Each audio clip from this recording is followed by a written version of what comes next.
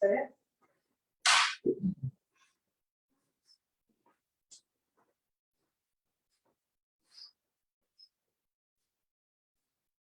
I think I might have to do got it. Thank you everyone for joining us this evening. Merci à toutes et à tous d'être ici avec nous ce soir. My name is Amber Burson and I'm the director of the Visual Arts Center. And this evening, we will have the privilege of experiencing a guided tour, or really more of a discussion, because we're going to talk about the work without walking around, by Douglas Scholes, who's based here in Montreal. The exhibition is called Beautés, and it's on view at the Notre Gallery until October 1st. So I'd like to begin by acknowledging the Visual Arts Center and the Notre Gallery are located on unceded Indigenous lands. The Ganegamaka Nation is recognized as the custodian of the land and waters on which we gather today, either virtually or in person. Jojage, also known as Uniang, also known as Montreal, is historically known as a gathering place for many First Nations people, and today it's the home to the presence of many Indigenous folks. Nous respectons les liens continus avec le passé, le présent et l'avenir dans nos relations avec les peuples autochtones et autres au sein de la communauté de Montréal. As a settler, I feel a very intense responsibility for strong stewardship of the land on which I've been welcomed. This exhibition, with its focus on environmental realities, is an excellent reminder to all of us to tread lightly on the land. I'd like to take a moment to excuse Doug. Douglas Scholes uses pragmatics through poetic and romantic acts of play to decode and reveal a practical reality of things and unarticulated imaginings found in the things we take for granted. I graduated from the University of Quebec at Montréal, received an MFA in 2001. Scholes has had exhibitions and residencies in Canada, the USA, and Europe. He was represented by Roberts and Harris in Montreal. Before we continue, I would like to thank all the people who work here, but especially Marguerite Royale, who's our communications coordinator and has been very helpful with this project, and John Player, who helped install this show, and also Lori, vice partner, who was a great project coordinator as well. So we're going to post photos online so you can see the photos up close of the exhibition. And tonight we're going to have more of an informal conversation. Did you want to say anything before we start?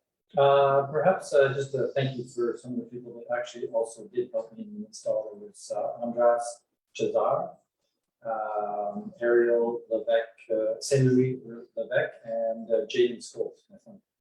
They were instrumental in helping me to get video parts up and getting them ready. So.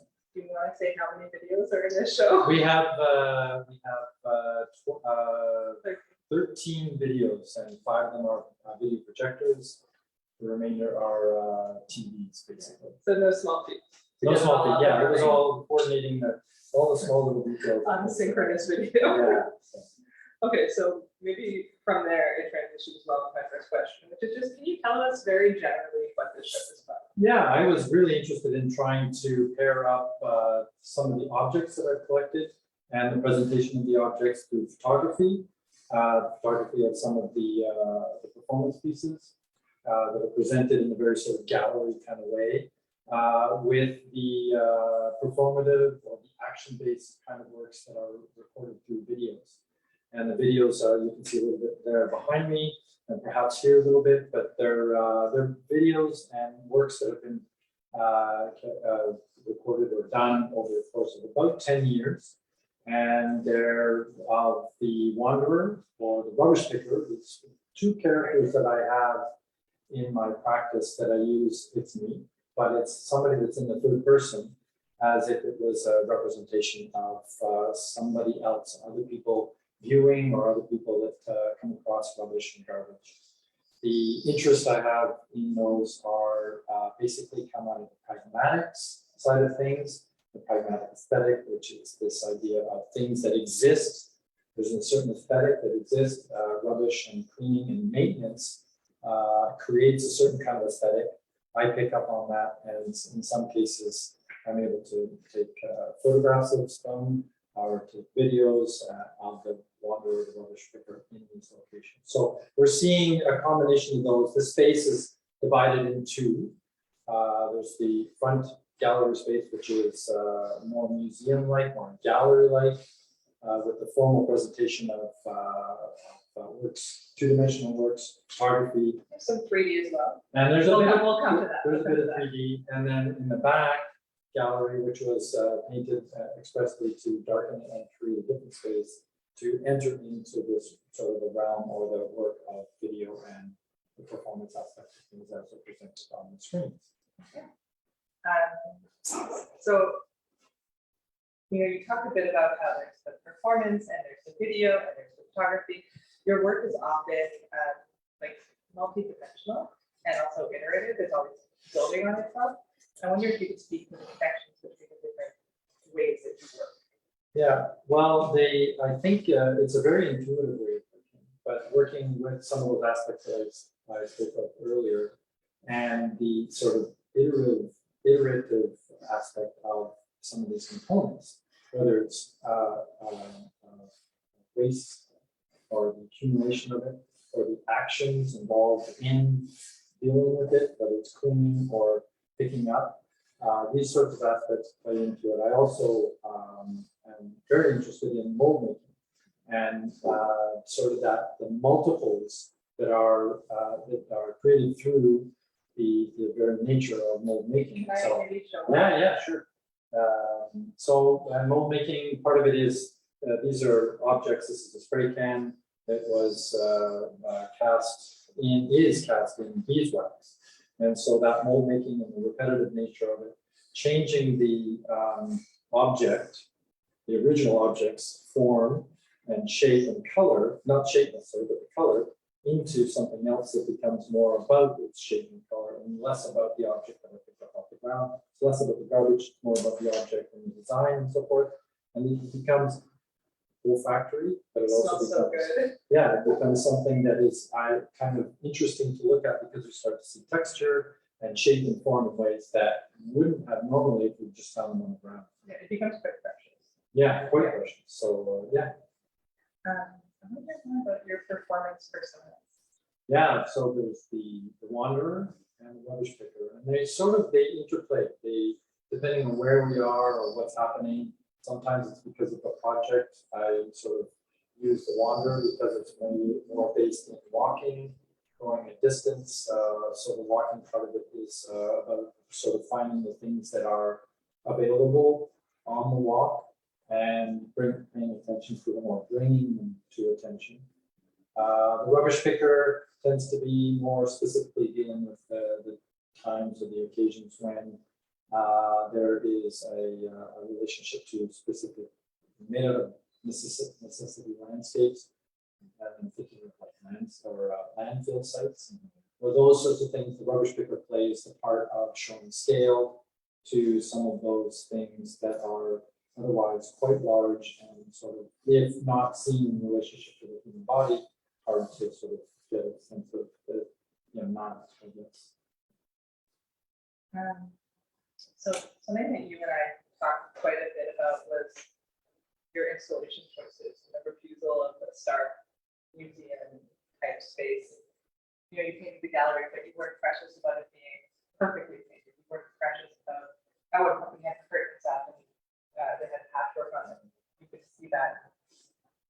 You really had to work hard to notice it, but there's something about that installation choice that I think is interesting here, and it not being perfect and it reflecting sort of the subject matter. Yeah, well, there is a tendency with exhibitions in a formal space like this to make everything perfect. The reality is that some of these things that I'm interested in, it sort of stands outside of perfect. It's not even best. It's sort of a residue. And so residue creates its own sort of look. And we've come to accept it as normal. Like if you take the garbage out of the landscape, and all of a sudden the landscape isn't natural anymore. That's only because of habits and what we're used to seeing. But in the gallery, sort of allowing the gallery space to sort of be built in order to accept the presentation that I've decided upon, but not go so crazy as to worry about some of the sort of details that can get make the work sort of stand out from. So in other words, the space, I think, fits with what the work is about. A little bit left over, there's spots, or there's little things here, there's a bit dust on things. and these things are really important. There's part of that history of things as well that, it's an accumulation of stories and histories that we always have. So even in the show, I think it's a bit like that. So. That makes me want to ask a question that I had been thinking about previously. I don't normally like to talk about an artist's relationship to art history, but I think that this practice of yours really goes on like maintenance art in a very particular way, which is often associated with women and not men. Yeah. And it's really built into this idea of care.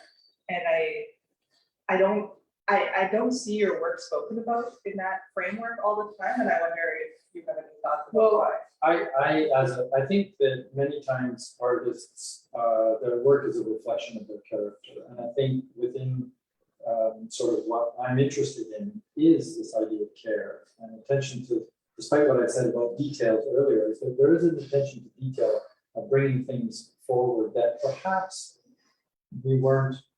I wasn't necessarily interested in. So that's sort of the idea of maintenance and that particularly on the quotidian level of things is and has been used particularly through feminist art and some female based in terms of the perspective from the artist's perspective. But I think that it's something also the characteristic of sort of taking care of things that we have to live with. And there's a lot of things that have been created, and there's a lot of things that, as a result of that, need to be maintained. And so this idea of care enters into the work quite strongly, but in a sort of undercurrent kind of way. It's sort of the basis that helps hold things together, and it's sort of the reason on which some of these photographs actually can be placed, because it's a care to not only how it was photographed, but of where they were found. In this case, like on a dump that was washing into the sea, for example. So there's a care involved in maybe cleaning up or being aware of those kinds of things.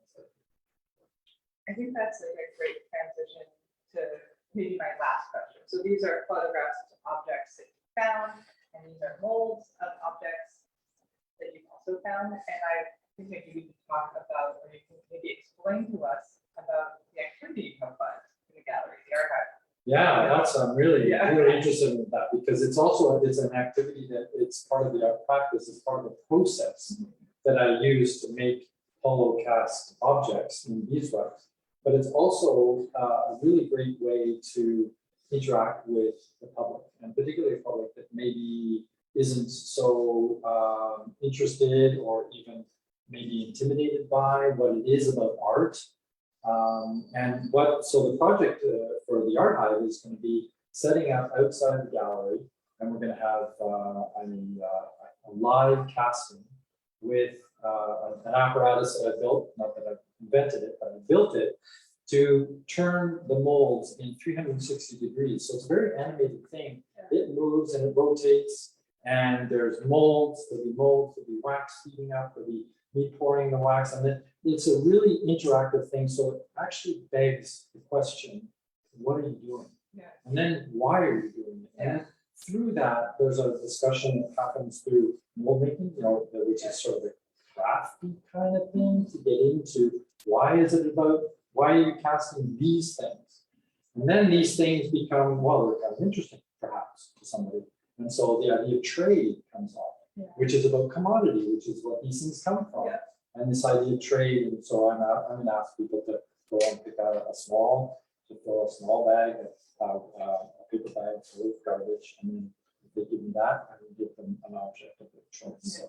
So it's just a really nice way to interact with the art and with people as well, which I think art is, it's an important aspect of it. Absolutely. Okay. And important to art. I think it's, so that is October 1st, and it's from 10:30 to 1 p.m. here in the gallery. It's totally free, everyone's welcome. You can find all the information on our website. The show is up until 5 p.m. on the 1st, and I really hope you come visit. It's really gorgeous. Thank you. Well, thank you, Amber, and thanks for hosting. Thanks for preparing. Thanks for doing all the work. Anytime. And thank you to all of you for listening. Yeah, thank you. Merci et bonne soirée. Bonne soirée.